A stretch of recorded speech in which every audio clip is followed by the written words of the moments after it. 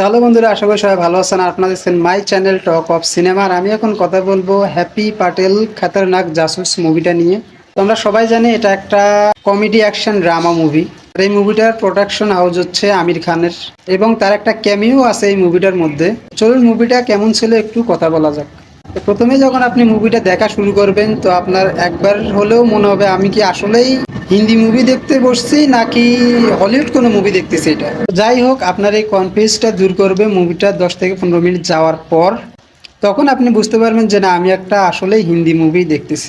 তো এখন কথা বলা যাক যে আসলেই মুভিটা ভালো ছিল নাকি শুধুই ধাপ্পাবাজি। একদমই ধাপ্পাবাজি না। এই মুভিটা দেখলে অবশ্যই অবশ্যই আপনি এন্টারটেইন তো হবেন, এটা গ্যারান্টি। কারণ কিছু কিছু এমন এমন ওয়ার্ড মুভিটার মধ্যে ব্যবহার করা হয়েছে, বা এমন এমন কমেডি সিকোয়েন্স রাখা হয়েছে যেটা আপনার মাথার মধ্যে বসে যাবে। কিন্তু মুভিটা দেখার সময় আপনার মাথার যে ঘিলুটা সেটা খুলে এক জায়গায় রাখতে হবে। কারণ এই মুভি যদি আপনি লজিক হিসাবে দেখেন তাহলে আপনার কাছে একদম ভালো লাগবে না, কিন্তু লজিক যদি আপনি সাইডে রেখে শুধু এন্টারটেইনড হওয়ার জন্য মুভিটা দেখেন তাহলে আপনাকে অবশ্যই অবশ্যই ভালো লাগবে।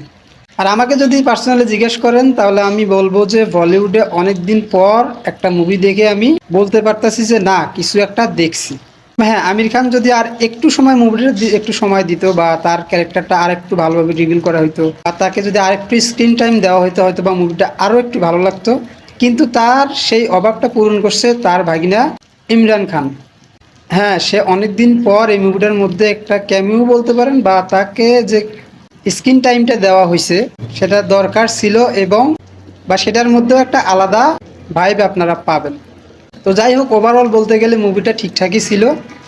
তো যারা কমেডি ড্রামা অ্যাকশন মুভি পছন্দ করেন তাদের জন্য এটা হতে পারে একটা মাস্ট ওয়াচ মুভি। তো আজ এই পর্যন্ত, আশা করি সবাই ভালো থাকবে। দেখা হবে অন্য কোনো ভিডিওতে।